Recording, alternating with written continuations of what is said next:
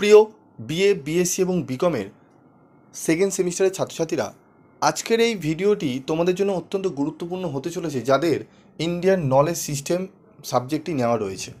সিভ্যাক পেপারে তোমাদের 6টি সাবজেক্টের মধ্যে এই একটি সাবজেক্ট যে ইন্ডিয়ান নলেজ সিস্টেম, এই সাবজেক্টের মার্কস কোশ্চেন প্যাটার্ন তোমরা অনেকে জানো, অনেকে বারবার কোশ্চেন করেছো যে স্যার আমাদের কীরকম ধরনের প্রশ্ন হবে।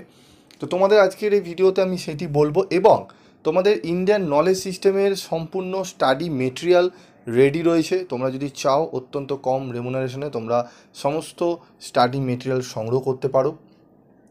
তার জন্য তোমাদের করতে হবে কি, 7278981430 এই নাম্বারে যোগাযোগ করতে হবে।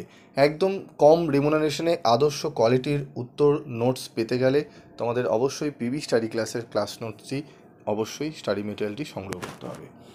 তো চলো আমরা প্রথমে কোশ্চেন প্যাটার্ন নিয়ে একটু আলোচনা করে নিই। দেখো, আমাদের কোশ্চেন প্যাটার্ন রয়েছে 2 নম্বরের 15টি প্রশ্নে আমাদের পরীক্ষা হবে 30 নম্বরে। এই 30 নম্বরের পরীক্ষা যে হবে এটি আমাদের যেরকম সিভ্যাক পেপার ফার্স্ট সেমিস্টারে হয়েছিল, 3টে শিফটে পরীক্ষা হবে। ডে মর্নিং হবে, ডে হবে, ইভিনিং হবে। 30 নম্বরের ক্যালকাটা ইউনিভার্সিটি থেকে তোমাদের প্রশ্নপত্র আসবে, ঠিক আছে? সেই প্রশ্নপত্রে তোমাদের কিন্তু পরীক্ষা দিতে হবে নিজেদের কলেজেই, এবং কলেজেই খাতা দেখবে। যেরকম ফার্স্ট সেমিস্টারে তোমরা কনস্টিটিউশনাল ভ্যালু দিয়েছো সেরকমই তোমাদের পরীক্ষা দিতে হবে। বাকি 20 নম্বর কীভাবে পরীক্ষা হবে? বাকি 20 নম্বর তোমাদের ইন্টারনাল কলেজে ইন্টারনাল এক্সামের মারফতে তোমাদের পরীক্ষা হবে। সেটি এমসিকিউ বেস হবে। আমাদের যে 4টে মডিউল রয়েছে সেই 4টে মডিউল থেকে তোমাদের 5 নম্বর করে 20 নম্বরের এমসিকিউ প্রশ্নপত্র মারফতে তোমাদের পরীক্ষা নেওয়া হবে। টোটাল 50-এ তোমাদের কিন্তু তুলতে হবে 15 নাম্বার, ঠিক আছে? 20 নম্বরে তোমাদের পরীক্ষায় তুলতে হবে তোমাদের 6 নম্বর, এবং 30 নম্বরে তুলতে হবে 9 নম্বর, ঠিক আছে? 9 এবং 6 মিলিয়ে আমাদের হবে 15 নম্বর। তাহলে আমাদের কিন্তু সাবজেক্টে আমরা পাস করে যাব। যদি 15 নম্বরের নিচে হয় তাহলে কিন্তু সেই পেপারটি সাবলি বলে তোমাদের কিন্তু গণ্য হবে। তো চলো আমরা দেখে নিই যে আমাদের 2 নম্বরের প্রশ্ন কিভাবে উত্তর আমাদের রয়েছে সেটি আমরা একটু দেখে নেব। আমার কাছে তোমরা এমসিকিউ এবং এসিকিউ 2 নম্বরে উভয় আকারে নোটসটি পাবে। তোমরা যদি নিতে চাও যোগাযোগ করে নেবে। তো দেখো, প্রথম হচ্ছে ভারতীয় জ্ঞান ব্যবস্থা বলতে কী বোঝো? What do you mean by IKS, Indian knowledge system? ভারতীয় জ্ঞান ব্যবস্থা হলো ভারতীয় জ্ঞান, বিজ্ঞান এবং জীবন দর্শনের সমন্বয়ে গঠিত, যা অভিজ্ঞতা, পর্যবেক্ষণ, পরীক্ষা এবং কঠোর বিশ্লেষণের মাধ্যমে বিকশিত হয়েছে। বৈধকরণ এবং বাস্তবায়িত করার এই ঐতিহ্য আমাদের শিক্ষা, কলা, প্রশাসন, আইন, বিচার, স্বাস্থ্য, উৎপাদন এবং বাণিজ্যকে প্রভাবিত করেছে। ভারতীয় জ্ঞান ব্যবস্থার দুটি প্রয়োজনীয়তা লেখো। ভারতীয় জ্ঞান ব্যবস্থা হলো একটি গতিশীল এবং বিকশিত জ্ঞানের সংস্থা, যা আজকের সামাজিক চ্যালেঞ্জ মোকাবিলা এবং উদ্ভাবন চালানোর জন্য মূল্যবান অন্তর্দৃষ্টি প্রদান করে চলেছে। আধুনিক বৈজ্ঞানিক পদ্ধতির সাথে প্রাচীন জ্ঞানকে একত্রীভূত করার মাধ্যমে ভারত বিশ্বব্যাপী অগ্রগতি এবং কল্যাণ অবদান রাখার জন্য অনন্যভাবে অবস্থান করেছে, ঠিক আছে? বেদ কাকে বলে? বেদ শব্দের অর্থ জ্ঞান এবং সংস্কৃত মূল শব্দ ভিদ থেকে উদ্ভূত, যার অর্থ খুঁজে পাওয়া, জানা বা বোঝা। বেদ প্রধানত 4 প্রকার। প্রধানত আকারটি পড়েনি, একটু দেখে নেবে তোমরা। 4টি বেদ হলো ঋগ্বেদ, সামবেদ, যজুর্বেদ ও অর্থব্য বেদ। এই 4টি বেদ সমষ্টিগতভাবে চতুর্বেদ নামে পরিচিত।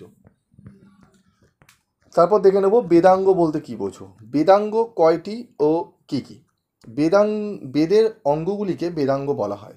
বেদাঙ্গ হলো 6টি হিন্দু সহায়ক শাখা বা অঙ্গ, যা প্রাচীনকালে উদ্ভূত হয়েছিল এবং বেদ অধ্যয়নের সাথে যুক্ত।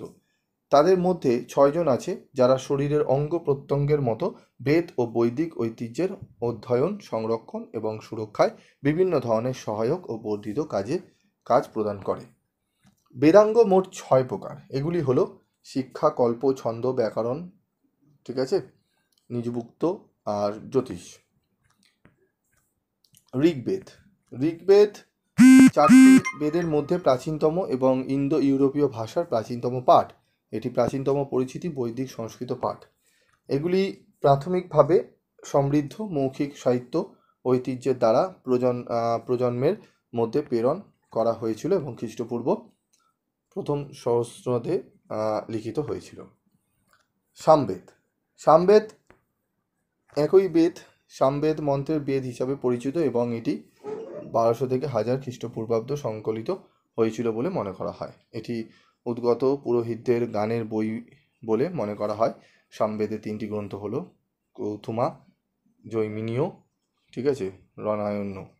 সামবেদ সংহিতা 2টি ভাগে বিভক্ত, গণ এবং অর্চিকা। যজুর্বেদ কি?